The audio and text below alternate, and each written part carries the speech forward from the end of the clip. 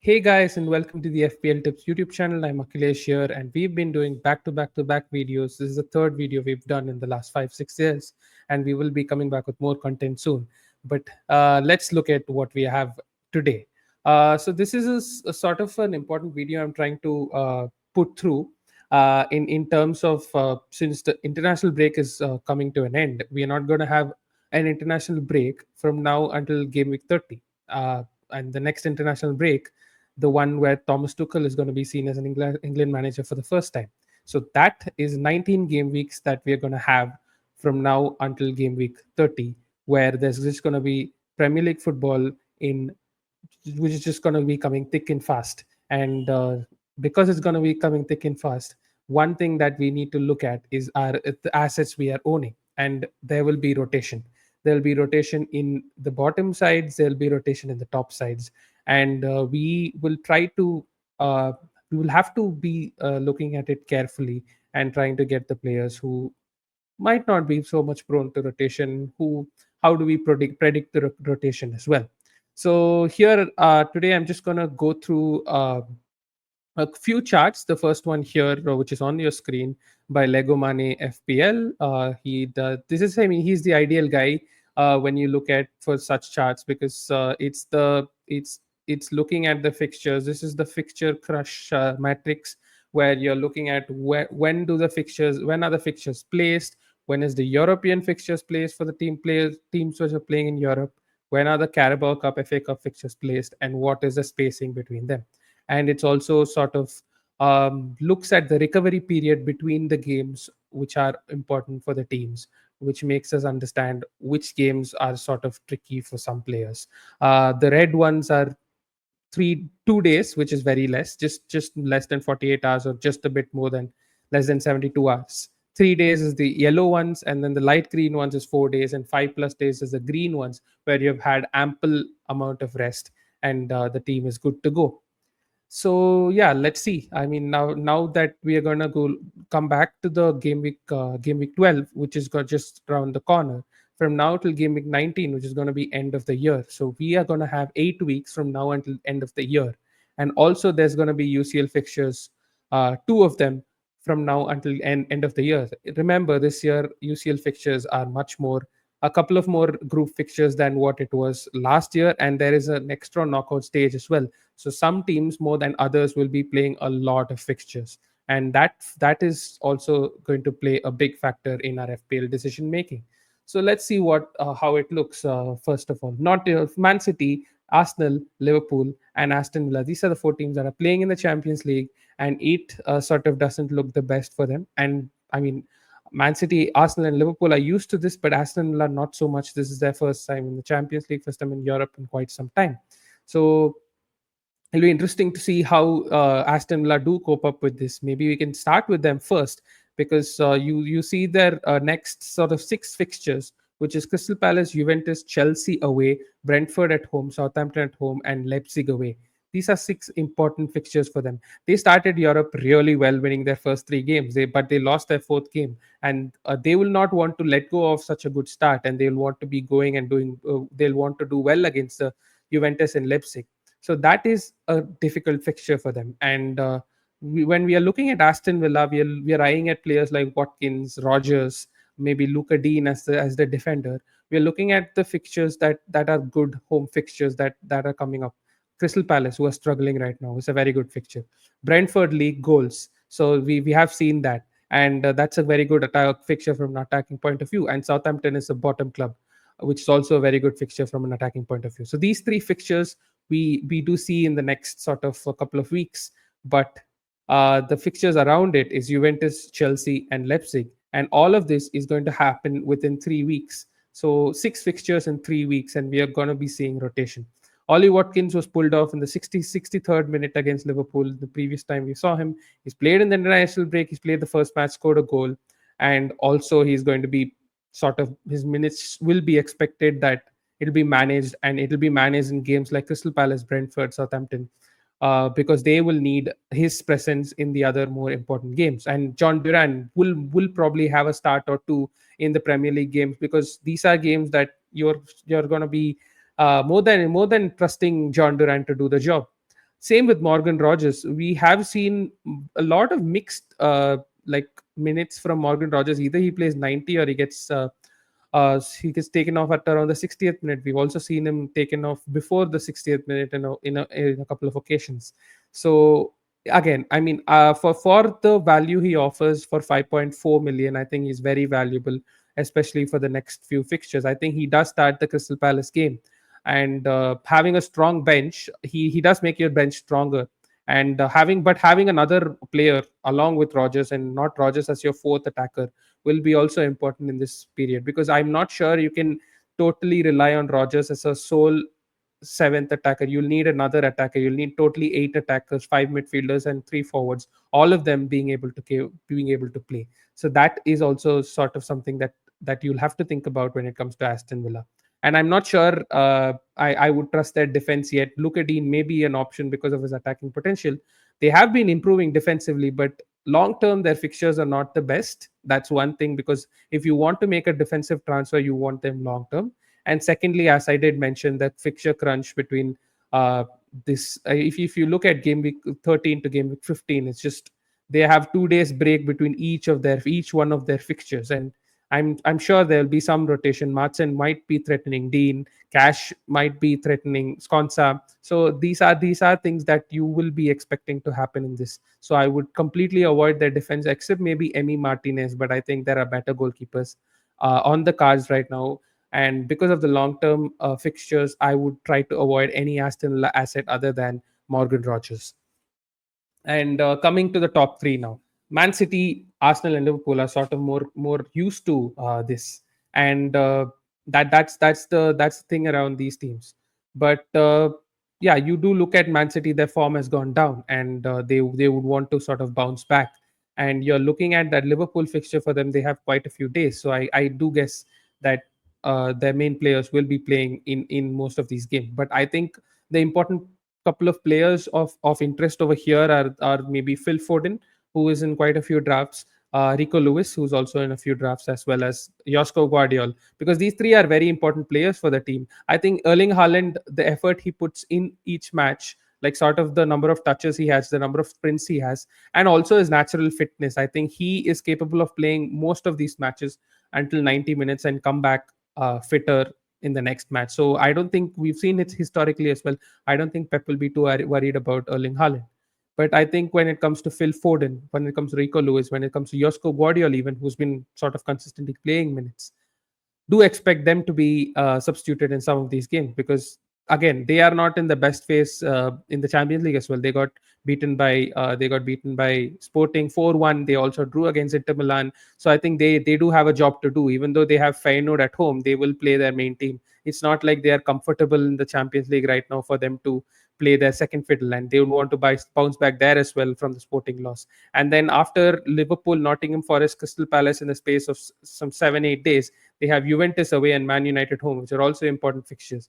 And it's also very middling for them, because they have Aston Villa away after that in game week 17. So if you look at their fixture run, they will be playing their main players in the Champions League, and I'm not sure there are too many places. Maybe the Crystal Palace game could be one of the places where your regular starters are sort of benched, because Nottingham Forest are also posing a threat right now, and I don't think Pep will take a chance of playing your second team against Nottingham Forest. But I think Tottenham, we are good. But Liverpool, again, it's sort of an important fixture. They will be starting. Nottingham Forest, maybe there'll be a couple of changes, but not mostly. But I think that Crystal Palace game is where most of the changes can be expected to be seen from a Man City point of view.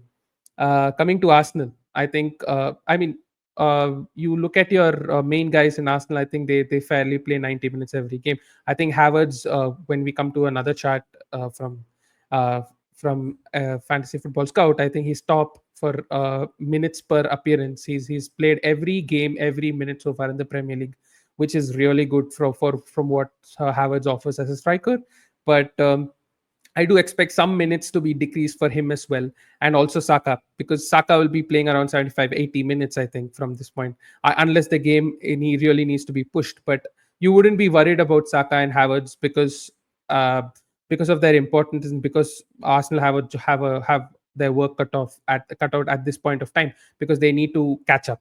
and I think they will try to come and play better. They have a difficult Sporting team. They have Monaco in the Champions League along with that as well. So they are not having fairly easy fixtures either. So I think they will be sort of a tricky run for them. Maybe they might be looking tired in a couple of games, but I do expect their main guys to continue starting because Arsenal don't have the depth that City or Liverpool have that can help them cope with most of these fixtures, cope without playing Saka, cope without playing Havertz, cope without playing Odegaard, Rice, Saliba, Gabriel, Raya. So I think these guys will be playing pretty much every game, and so that's the reason for Arsenal. So for Arsenal, I'm not worried about the minutes, but I might be worried about their legs as we go through this fixture, because we do see that Arsenal also have an EFL Cup game. Maybe that's the game I think, or most of these players will be benched. But I don't expect Saka or Havertz or Gabriel or Raya, the popular assets, to be benched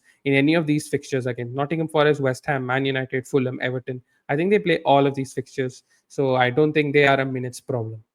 Coming to Liverpool, I think the only player right now who we should be confident about playing all these games is Mo Salah and Virgil van Dijk. I think these two are very like nailed with minutes. I think Ibu Konate could also be added into that mix for his minutes, but I think there is more competition towards his, because this is his best streak of starts for Liverpool. He started 10 games in a row. He's not done that before, and we don't know how long he will be continuing to do that. He looks much fitter than before, but there will be games where Arne Slot might want to see Joe Gomez play, who was very good against Brighton when he came. And Jarrell Kwanzaa started the season as the centre back, but he hasn't gotten too many chances after that. Maybe he also plays some of these games, maybe against Everton, where Konate did struggle last season. Maybe against because Madrid and Man City are important games, so maybe Southampton also you could see an alternative player play. So you can't predict that completely, but I think he's more nailed than the other players. He's more nailed than left backs over there, and also Trent. I'm not sure. Maybe he'll be substituted for Bradley earlier than regular, or maybe also Bradley gets an odd game over there.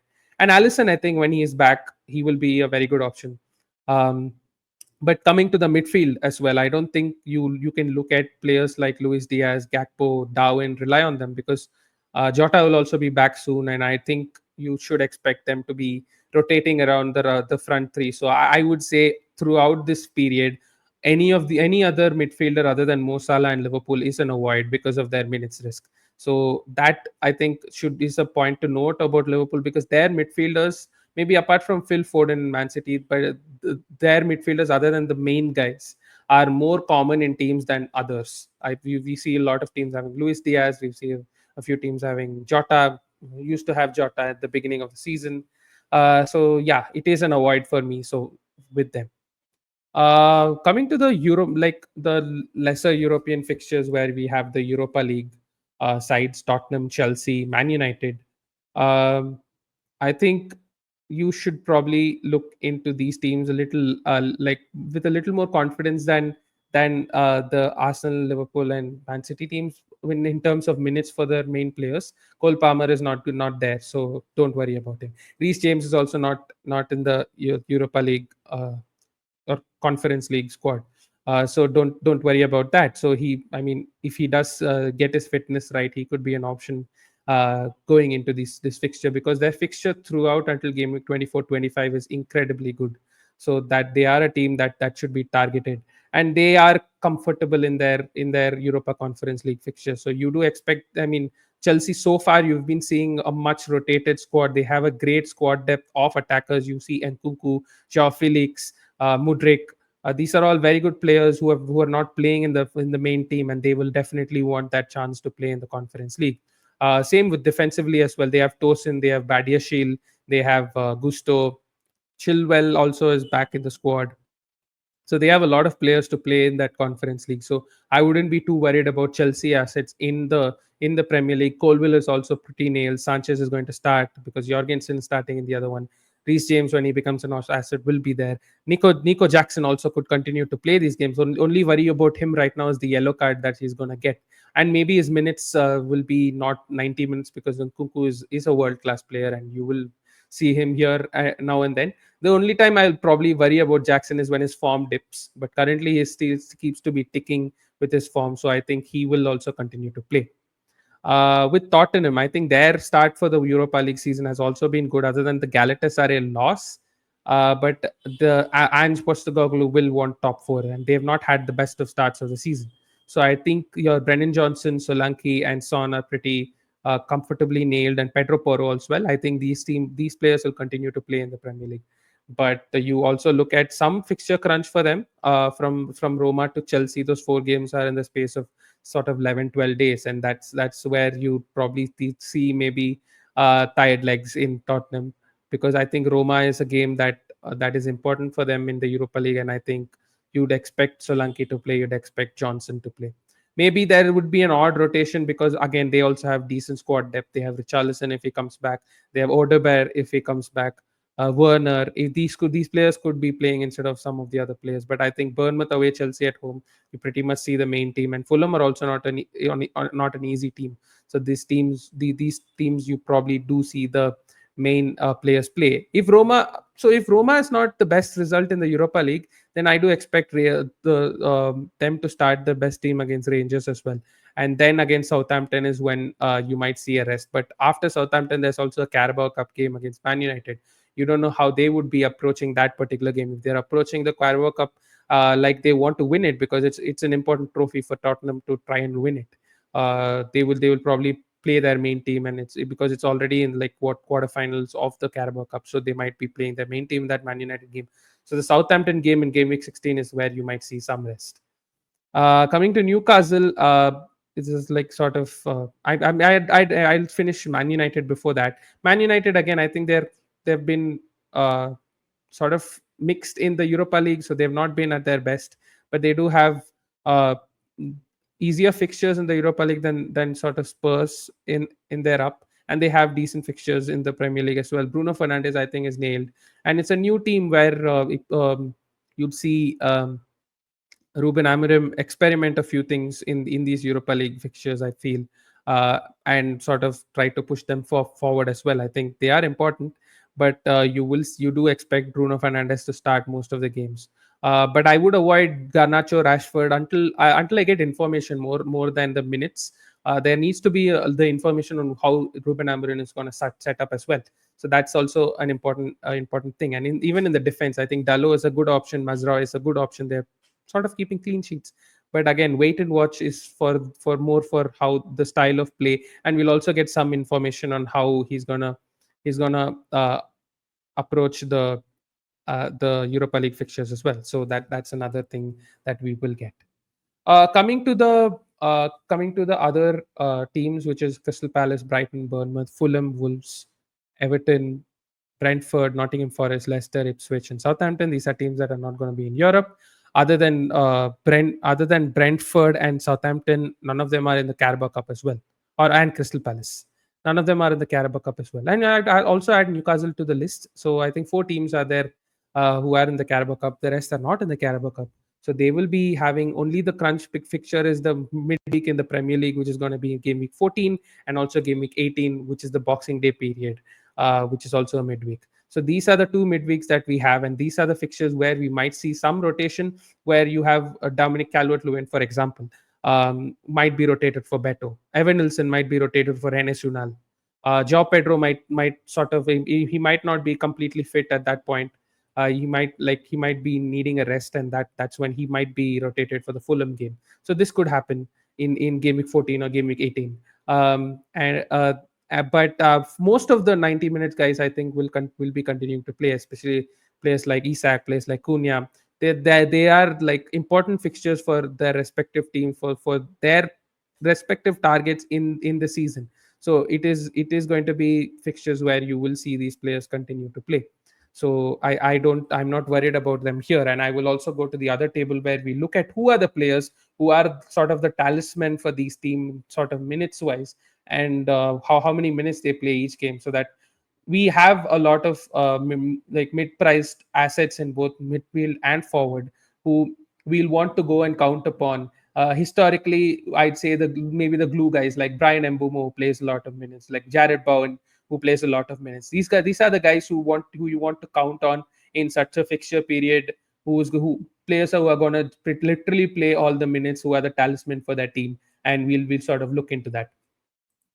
Coming into this is also another chart by Lego Mane. This is more or less the FPL matrix, looking only from an FPL point of view, not the spacing, but just looking at the fixtures and the fixture difficulty and how it does look.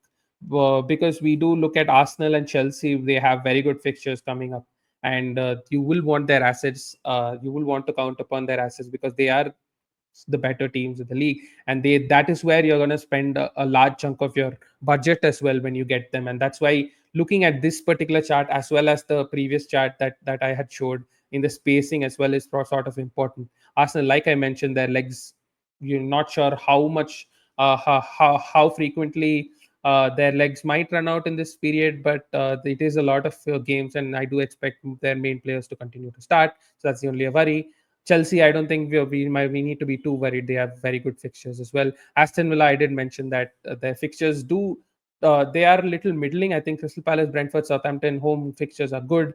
There are tricky away fixtures here. Chelsea and Nottingham Forest. Then Man City is a difficult fixture.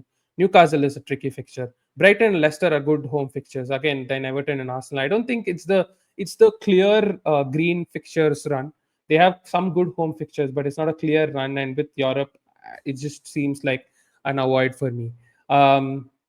Man City, again, they don't have the best fixtures over here, so I would avoid any player other than maybe Erling Haaland. But Erling Haaland, again, the for other reasons, budget and stuff, is not a transfer in. It's mostly whoever has Erling Haaland will continue to hold him in a sort of hope that he's gonna come back to his form and continue to give them points. So that's where that is with. So I don't think too many like teams without Erling Haaland will probably not have Man City players as well, and will probably look to ship out their Man City players. Liverpool have very good fixtures from game week 18 onwards, decent fixtures before that. So maybe jumping on a Konate or a Van Dijk. Maybe with Konate just taking it on the chin, the odd benching, but with Van Dijk as well, a good asset to look at for that particular period. We look at Newcastle, who have very good fixtures until game week 17, game week 18. Also after that, game week 21, game week 22. So you can even hold on players like Isak throughout this period until game week 23, because game week 23 is until towards the end of January, and maybe this year there's no winter break as well. So that's the time where you'll need a player like Isak who's going to pretty much start every game. Wilson is still not seen. He's not gotten minutes yet in the Premier League, so not sure where he is right now. But I think Isak is a very important player over here. Similar to Isak, Bruno Fernandes. The only thing for Bruno Fernandes is the Europa League fixtures, but he is, as we've seen, his natural fitness is incredible, and you would expect him to play a lot of minutes. West Ham, I think Jared Bowen is someone who you could consider, but their fixtures are also again not the best. Maybe from game week 14 to game week 18, if you see that, but this season Jared Bowen is not looking at it. West Ham are looking very poor, so they are a team where you need to see form before jumping on their assets. So even though their fixtures are good, they are not good long term. Again, so similar to Aston Villa, I'm not sure. A lot of people will jump on them. Same with Crystal Palace. They've been poor. They have middling fixtures, some decent fixtures here and there, but they are going to be an avoid too until we see better from them. Brighton is a team everyone's looking at. They have very good fixtures, no Europe. You have Welbeck will be playing Welbeck's minutes has been going up this season. And we have Joe Pedro is also a very important player to their team. So there are assets, defensive assets as well, as we did discuss, but their defense is not the best. Um, Coming to Bournemouth, I think they also have very good fixtures. Semenyo is an asset to consider. Evan Nilsson's an asset to consider. Fulham, they don't have great fixtures in 15 and 16, but if you can bench them in that fixtures around that, they have very good fixtures. So they can also be looked at as a team. If you have Raul and if you have maybe a Semenyo for 15 and 16, you can play Semenyo instead of Raul, and then bench Raul and then play Raul after that. And they sort of, if you can see this matrix, Semenyo and Raul sort of really complement each other in terms of fixtures. They're benchable fixtures. The other one has a very good fixture, so that is a good thing to go throughout because both are very like high minutes players. Wolves are a good team as well to count on players who have high minutes. Randlas and Cunha both very like their minutes are through the roof. Everton and Nottingham Forest are sort of bottom in terms of fixtures right now. They have very difficult fixtures, so I wouldn't go there. Brentford are very like decent in the middle. Vissa and Mbumo will both get a lot of minutes. So they are again. If you hold them, you can keep holding them. They're not a definite sell at this point. And you have seen players like Mbumo continue to perform in the difficult games. Last season as well, he had a good start to the season, but then continued to do that during the difficult period before he did get injured for a while. But other than that, the bottom three currently are on a void to me because they will be struggling in this part of the season, and not sure whether the assets stand out from their team, and they also don't have the best fixtures. So all those three teams are on a void for me. So finally, I will like to take you through this particular stats from Fantasy Football Scout. It looks basically I've sorted it based on and also filtered based on the minutes, guys. The 90-minute men, like the title of the thumbnail does say. It's looking at the players who are the glue guys in their team who are playing regular minutes, and it's a very very crucial thing to look at right now. Now that we've looked at the fixtures, now that we've looked at the spacing of the fixtures, it's important to look at these players. Ebre is a stop over here in terms of minutes, but he's currently injured.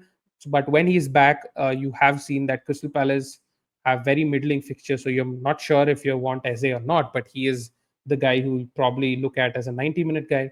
But Kai Havertz from game week 1 to game week 11 has started every game, has played every minute of every game. He's the only midfielder or attacker who's sort of like the very relevant FPL asset, not the set defensive midfielders who are not going to be in many teams, who has played every single minute. So Kai Havertz, we have to take him seriously, and they have good fixtures. And now Arsenal form switches. There is a question to be seen whether you go for Saka or you go for Havertz, because Havertz currently looks more fit than Saka. Saka is sort of, he's been playing a lot of minutes throughout the last 2-3 seasons, so you might maybe see that there's some fatigue in Saka which might kick in at some point. But I don't think that'll come with Havertz, because Havertz is fresh and he sort of looks like a very fit player as well. So looking at him, he's a 90-minute guy who you could count on and keep him through these fixtures. Although there's Europe, maybe there's an odd benching that could come because he's played so many minutes. But still, I think he's very much their main guy, so you can keep him. Haaland's minutes are also very high. He's played every game. He'll continue to play every game because you need Haaland if City want to win the league. Mbumo's minutes are also very high. As I did mention, he might do better in those difficult fixtures. Stats are a little low, but the reason to maybe remove him is that his stats have gone low, his fixtures are middling. But the reason to keep him is he's just your glue guy throughout this fixture period, who's going to play every game and who's probably going to get more involved in the more difficult games. Solanke also has high minutes. He's been very important to Spurs. Like their build up as well in the games they've done well. Solanke has either been involved in the goals or involved in creating space, so he's very important for them. He'll continue to play. McNeil for Everton is also pretty important. He's also a like 88, 89-minute guy for them, who's going to be playing there, who's on set pieces, who's their sort of main creator as well. Bowen, I did mention, he's always had high minutes. He's always the main man for West Ham, but West Ham are looking poor. Bowen stats are weak. Semenyo, another guy who's sort of new to this list because he's an asset now. Like a lot of players do have him, and he's been doing really well. And he's also going to have a lot of good minutes. And because he's going to have a lot of good minutes, and because here we see Bournemouth have Brighton home, Wolves away, Tottenham home, Ipswich away, West Ham home, United away, Crystal Palace home, Fulham away, Everton home until game week 20, until the start of the new year. Very good fixtures. Then also after that, West Ham away, Leicester away. Semenyo, someone I'm looking at. Although there's that 4 yellow card thing that's looming around him. If that sort of goes off quickly, then Semenyo could be someone who can be looked at for a sort of a 5-6 game week period. Um, yeah, correction. I did say West Ham away, Leicester away. That's for Fulham, but for Bournemouth, it's Chelsea and Newcastle away, where you maybe sort of ship away from him to maybe Fulham, who have maybe to a Smith Rowe. After that, Semenyo, your Salah's there definitely. 87 minutes, high minutes, and he's going to continue to do that because he is also a very, very fit player who's going to be key to Liverpool in their pursuit to the title. Mitoma, when he starts, is going to be a high minutes player. for Brighton. And Brighton also, they have good fixtures and they have good spacing. He's sort of going under the radar in terms of when he has played, he's been looking decent. His stats are also not very bad. He could be an outside shout, maybe for an Embumo replacement if you want to move away from Embumo, or a Johnson replacement if you want to move away from Johnson. Could be an outside shout if you want an alternative to Welbeck or Joe Pedro. But those two do seem like slightly better options. But Mitoma's minutes also very good. The only guy from Ipswich over here I brought in is Omari Hutchinson, who's sort of maybe that talisman, but they don't look great, and that's why I would avoid any Ipswich player. Palmer, as I said, high minutes. He's not going to play in the Europe. He's just going to continue to tick along. Fantastic fixtures. He's just a must at this point. Isak, again, as I mentioned, very good fixtures. He's also going to play a lot of minutes throughout this period. Matheus Cunha, again for Wolves, you do see they have a great run as well, and Cunha has found a lot of teams. And Cunha is again 90-minute man for 84.9 minutes per start, but mostly 90-minute man. You could just say, and he's sort of had completed 7 to 8 90s, and these are the games where he maybe the game is gone, or you just need to rest him. There might be the sub odd 80 minutes sub, but I think he is very crucial. He's the talisman for Wolves. Bruno Fernandes, great fitness. He will be continuing to play. Anthony Gordon has good minutes as well in this list. Who's also going to maybe be an option for Newcastle. But he's not the same guy last year. Last year we saw whenever there's a home fixture, Newcastle used to be incredibly good. Anthony Gordon used to be one of their better players, but this season we are not quite seeing that. We are not quite seeing that goal wise, and also he's been moving around right wing, left wing, so we'll have to see that.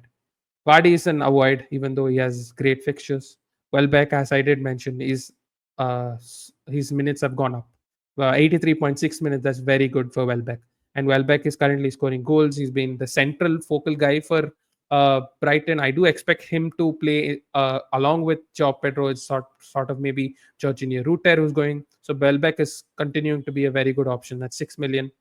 Really good value and great fixtures going ahead. Maybe Evan Ferguson might come in every now here or there, but I don't think it's a main concern for him right now. Kudus after his suspension could be an option, but again, he's same as Bowen. Not great fixtures, not great form. Son, I don't think Son is an asset because the other ones in the premium bracket are just better. That's why. Calvert Lewin, I would just say avoid because Beto might just take that position anytime. Rogers' minutes are very good, as we did see, and he's probably the only asset from Aston Villa to look at. Saka's minutes is good as well, so it'll continue to be 80 plus, and Saka will be. They need Saka to sort of push their title charge back, revive from their sort of blip over the last few weeks. And finally, Chris Wood, who's also had very good minutes, even though Awoni is just there. Sometimes Chris Wood just gets hooked off in the 70th minute, 75th minute, but he's had good minutes. He's in good form, and he's a hold until Ipswich for players who have him. For players who don't have him, I just think that chasing the rank with a different player is better because you have a lot of players with good fixtures as well, like we did discuss in the pod yesterday with Anshuman. So that's with these people, and that brings also to the end of the video. I would like to give a like, share, subscribe plug as well. If you did like this content, please hit the like, share, and subscribe button. Share this with your groups and discuss around a very important thing which comes around FPL in the festive period. And we will be also bringing sort of elements of this conversation in the discussions we might have in this YouTube channel later. But this, I think, would be a very important video for you to look at from now until the end of the new year, at least. Maybe after that, if the fixture period is pretty crunched, then we can revisit this once again. But until that, this does look like an important conversation to be had. And I hope you like the video over here. And we have been releasing quite a few videos. I did the wildcard 12 draft earlier last week, towards the end of last week.